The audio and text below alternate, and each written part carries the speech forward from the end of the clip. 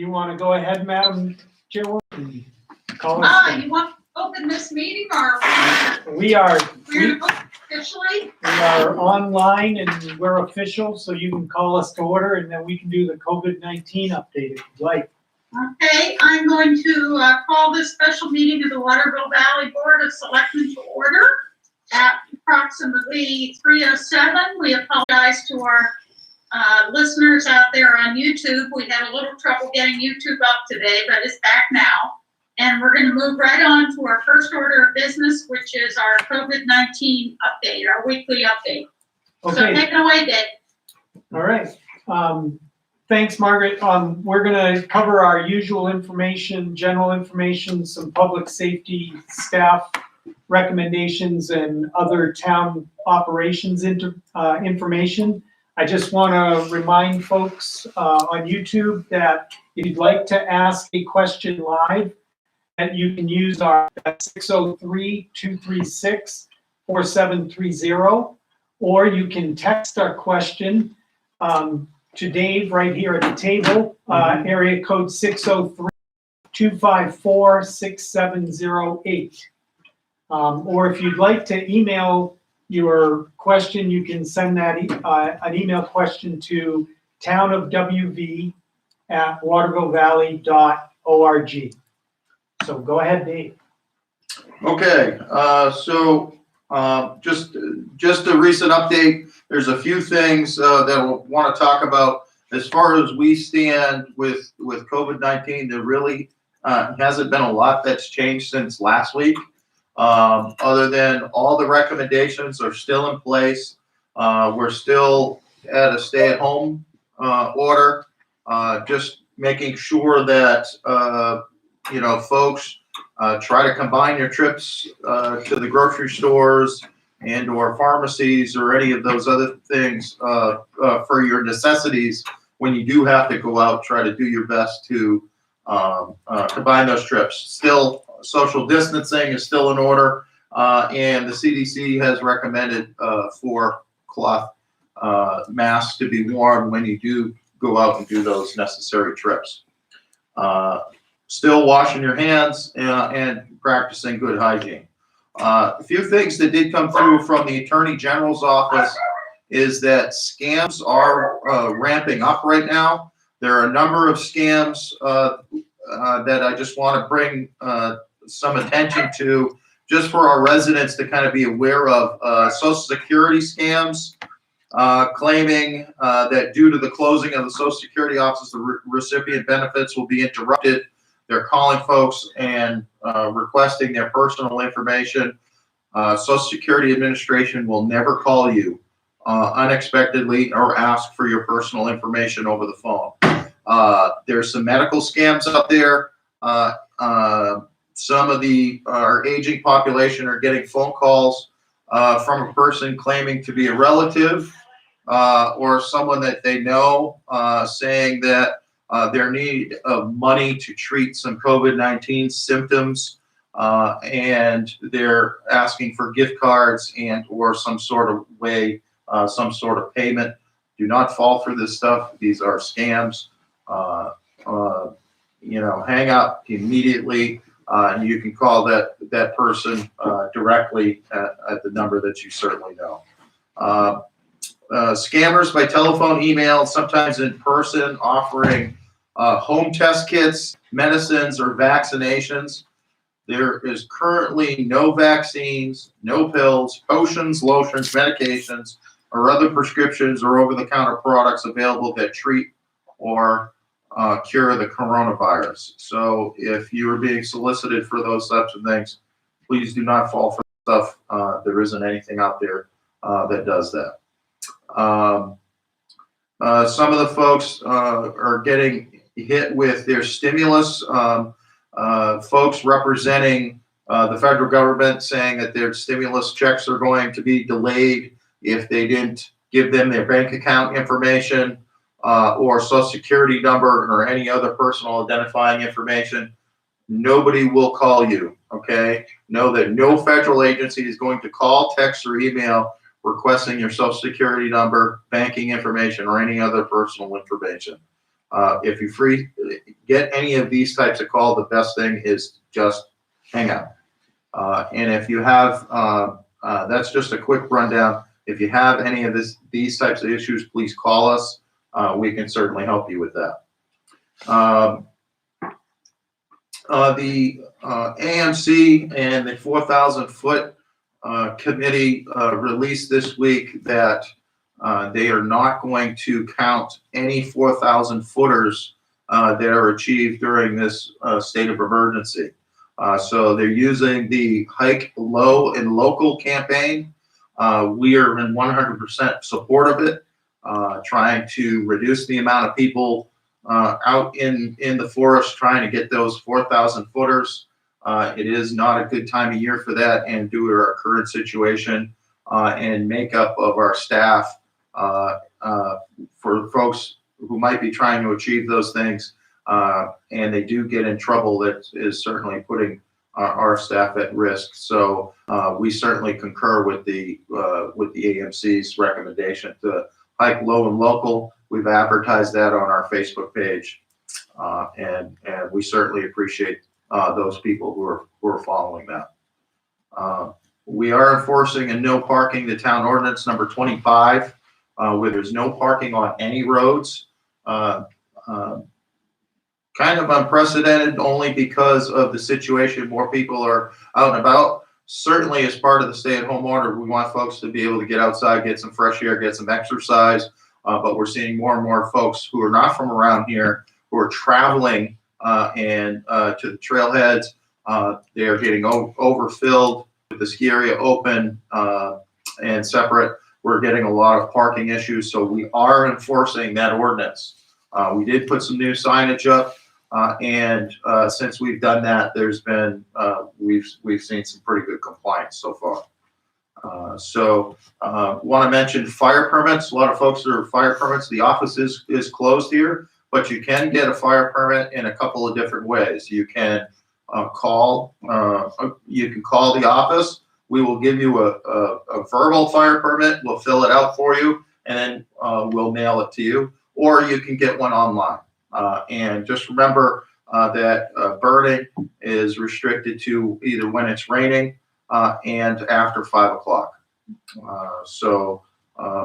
Unless it's by special permission from the fire department.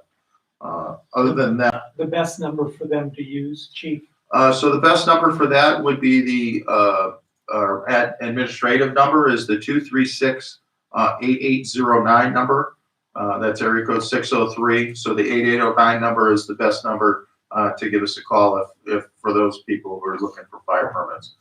It is day by day. This is an increased fire danger season. This part of the spring, as soon as the snow melts, the ground before everything greens up, it gets very dry. So there have been a number of open fires, outside fires in the area. So we are watching it very closely. So one thing you can do is you can check the state's Division of Forest and Lands, the forest fire danger on there. If it is high, then there is no burning. There won't be any burning whatsoever. And if it is high and you are burning, we will ask you to extinguish those fires. One thing I wanted to mention is a thank you to everybody for those who are working really hard following the guidelines around town. I know I see many of you out and interact with many of you on social media. Just a big thank you to the town. Thank you for being kind and for being good neighbors. I think everyone is doing a very good job doing what they need to do to kind of get us through this whole thing. So big thank you to our residents and employees and visitors here. So thank you for that. As of, I think that's all I had. Okay. I may have all I had on my list. Okay, thanks. Our other operations, as Chief alluded to, we are closed to all walk-in traffic in all of the town buildings right now. Here at Town Hall, We have staff at the office, and we will answer the phone between 8 a.m. and 4 p.m. on those days. On Tuesdays, Thursdays, and Fridays, if you call into the office, if you leave us a voicemail, we are checking voicemail on a regular basis, and as soon as we get your message, we will return it. We are also answering all of our email all week long. So Monday through Friday, all day long, we are answering emails. So if you do have a question and you don't want to leave a voicemail, you can send an email.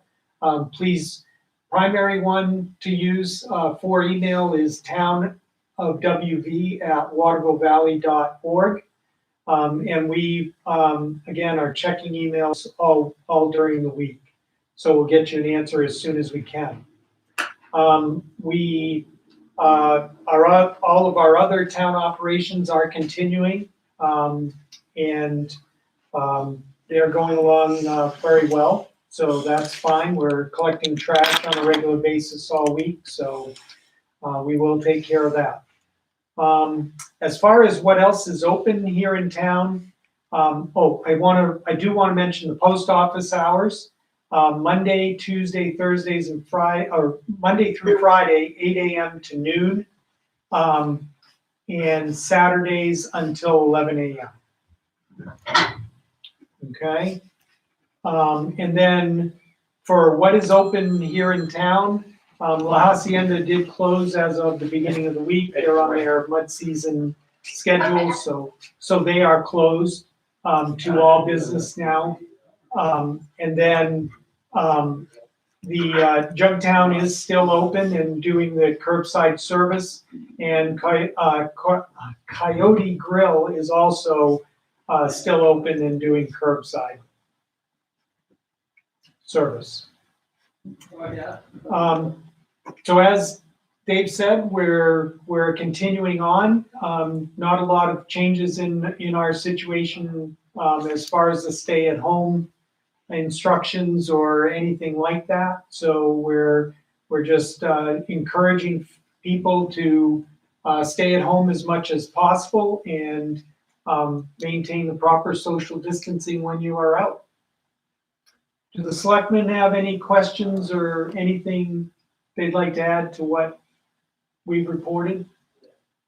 I have just a question. I think I know the answer, but you know, in most instances, when you're out and about in Waterville Valley, you're not only 6 feet away from people, you're 10, 20, or 50 feet away. It's not really necessary to wear a mask under circumstances, is it?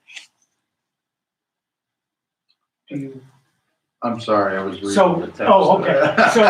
So when we're walking around town, Margaret asked, when we're walking around town and we're even further than the 6 feet away, do we have to wear masks all the time? No, no. If you're outside, just doing your fresh air activities, it's more of a recommendation that you should be doing it when you're indoors. So in a shopping center, that sort of thing. Outdoors, it's not necessary, as long as you're keeping that social distance.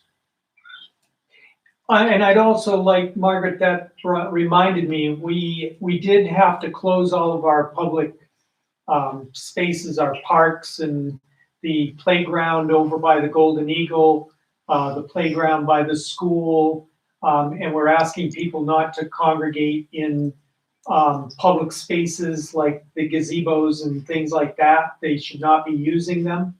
So those are all closed until further notice.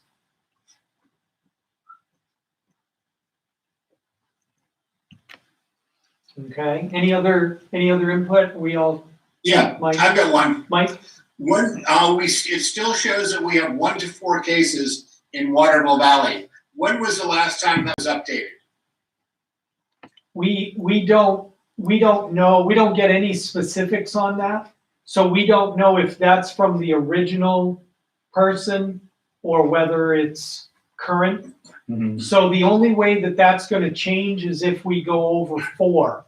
So then we would move Right. up to the 5+ bracket. So we don't have any specifics on cases. Would public safety have any No, feedback on that? nothing. number being The accurate? town, no, we don't get anything. No, we don't get anything on that information. I'm just saying from experience, not from the numbers. No. Okay. Mark, I know we had a question during the week of somebody that was suggesting that we needed to track the people in Waterville Valley that have this virus. And, Yes. you don't know who they are. That's the first problem. Right, and you're right. Privacy. Yeah, and Margaret, that's a good point, because we did get the question about even going forward, if we were going to be able to form any type of a program at the local level so that people would know if they came into contact with individuals who may be even asymptomatic and have the virus. Right now, none of that information is shared with us at the local level. So we're not planning to have any sort of program where anyone is identified or where we can provide any information like a database or anything like that, because that information doesn't exist outside of the medical system. No, the only time that happens, it's through DHHS, and that's only under a ordered quarantine. Right. And then they would do any notifications for any potential exposures from there, but that's all handled through DHHS, and that doesn't have anything to do with us. And we don't see that ever becoming part of this process. So we don't see that sort of a database being available to folks in the future either. Mm-hmm.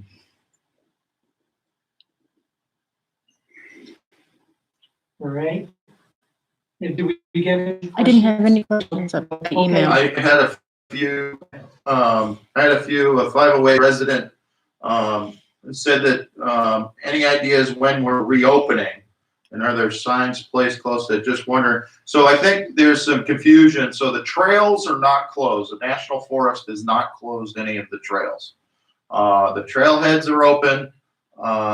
You can still park there, and you can still walk and use the trails. The only thing that we're restricting is the parking on the roads for there. The only thing that we are being sensitive to the fact is that if you don't own property here, you don't live here, you don't work here, if you're traveling here to hike, you're violating the governor's stay-at-home order. But as of right now, and the information that we have, none of the trails are closed, or technically closed. So there's no announcements, no signage that says our trails are closed, because they're not. The bathrooms are out. But the bathrooms are at the trailheads. That's correct. That's correct. And they close the feed tubes there to reflect that, Right. but you still can park there. And if people are going to hike and use the trail system, we're asking them to park in the trailhead parking lots. And when they are using the trails and the parking lots, to maintain the proper social distancing and just be sensitive to that. We just can't arbitrarily, as the town, close these facilities. So we're doing what the ordinance says, which is no parking on town roads. Yeah. There's also a comment here that they saw kids at the skate park, and the skate park is privately owned by the resort. It's not owned by the town, and so there hasn't been any, other than the governor's orders for not over 10 people. We can't enforce that other than what has already been in place. So as far as the skate park goes, we certainly don't want to see groups of individuals using the skate park at the same time. We would expect that they should all be practicing safe social distancing and everything, but it's not anything that we have control over. And the concern for the public would be because there are elements out there, places where people can put their hands, or if someone sneezes or, somehow is spreading and has the virus, we can't keep those surfaces clean. We can't guarantee the cleanliness. That's the reason that we've closed the public playground and the playground at the school, because the virus, apparently, from what we're being told, can live on hard surfaces for a while. So we're just sensitive to people coming into contact with the virus in that way. So we would just ask the public to not use those spaces if at all possible. Yep. One question: is any increase in crime or people coming in and check empty condos? They're asking if they're here full time, wishing to know they have to be cautious. We haven't seen any increase in any crime here in town. Our actual call volumes has been down actually, but we are still out patrolling. And I think I addressed this last week, is there are more people that are in their condos and stuff. So there are actually more people around than there typically are this time of year. So I just ask everybody, always should be cautious, and if you see anything that's suspicious, please give us a call, and we'll certainly follow up on it. But as far as an increase or any increased diligence, we're not seeing it at this time. And I just want to reiterate one more time to please use official sources for your news. We do keep a current link to all state and federal sources of information on our town website. And please don't use social media or anything like that for any kind of information on an official basis, because a lot of it can be suspect in that way. So, if you have any questions, please feel free to give us a call or email us here at town, and we'll try to get the information to you. Mm-hmm. And also, I just want to reiterate that our public safety department is here. We're staffed 24/7, and if you need immediate assistance for any emergency, please call 911, and the public safety guys will be responding to those calls. So We're still here. We're still open, and much here for all of you folks. The statewide 211 number is still open and very active for any and all information or support information during this emergency. So whether it's financial assistance, food assistance, housing assistance, crisis support, substance abuse, child care, or just a general COVID-19 question, the statewide 211 number can get you to the right place to get the information you need.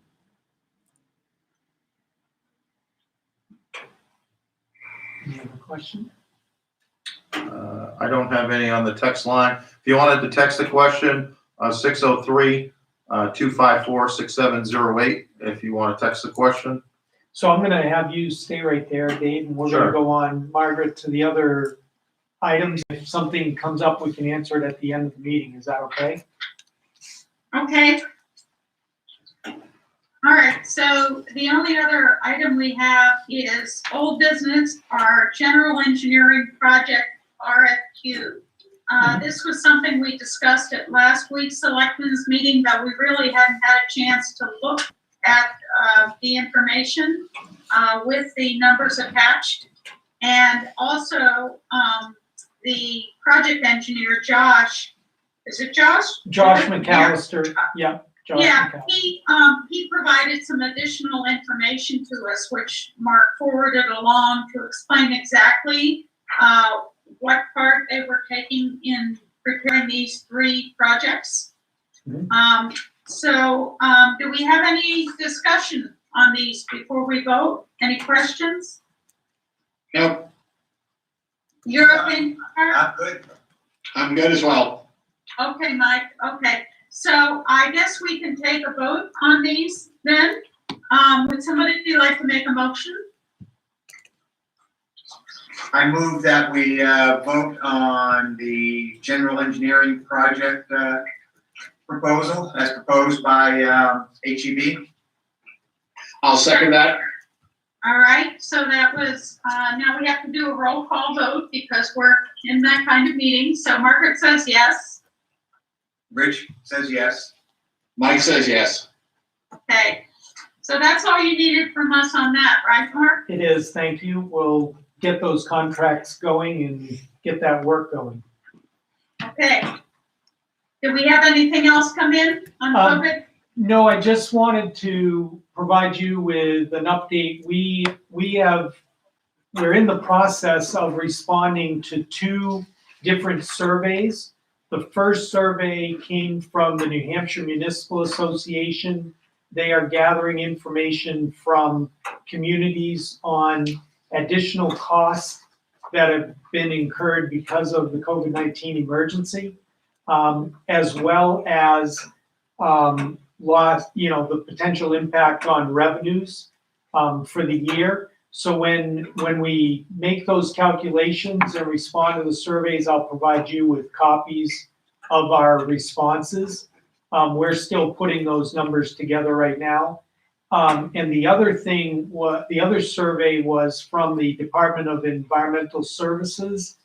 It appears, and I haven't heard anything for a couple of days, but at the beginning of the week, at the federal level, they had started negotiating a second assistance package, which included monies for infrastructure work, very similar to the American Recovery and Reinvestment Act that was passed in 2008-9 timeframe, the ARRA. I don't know if you all remember, but we did get a couple of grants under the ARRA.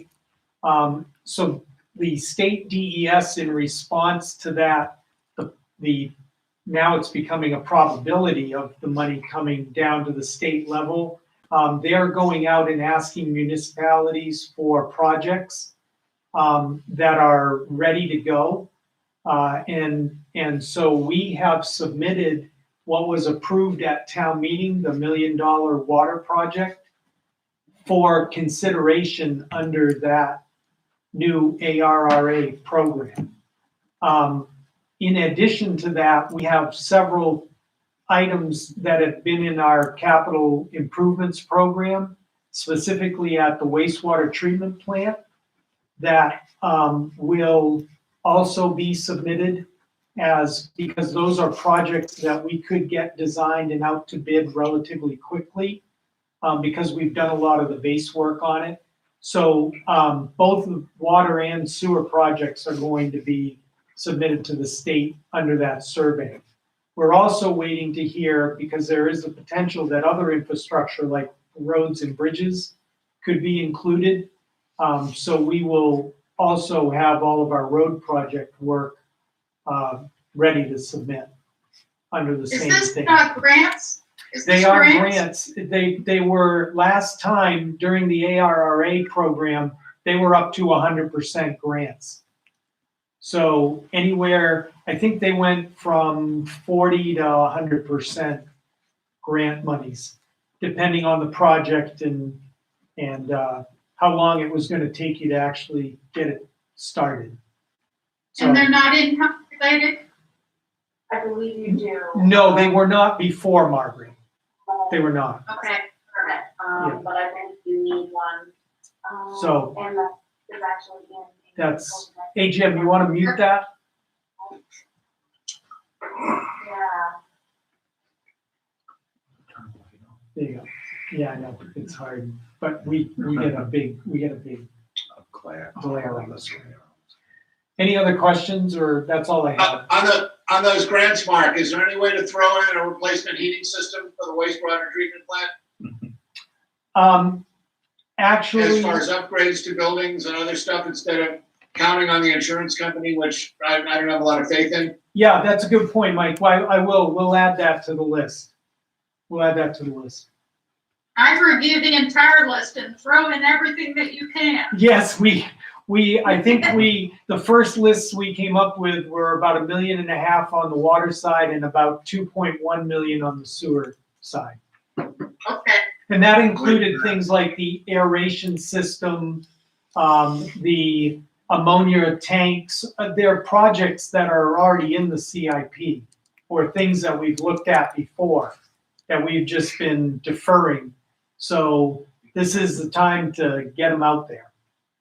What about, Mark? Yeah. Speaking of ammonia tanks, what about chiller tanks? Yes, how about the ice arena?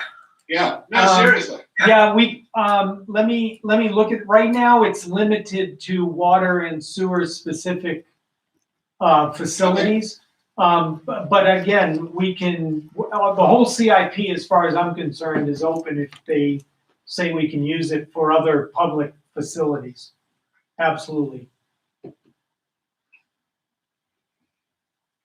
All right. all right. So Anybody have anything else? Any board concerns and directives? I'm good.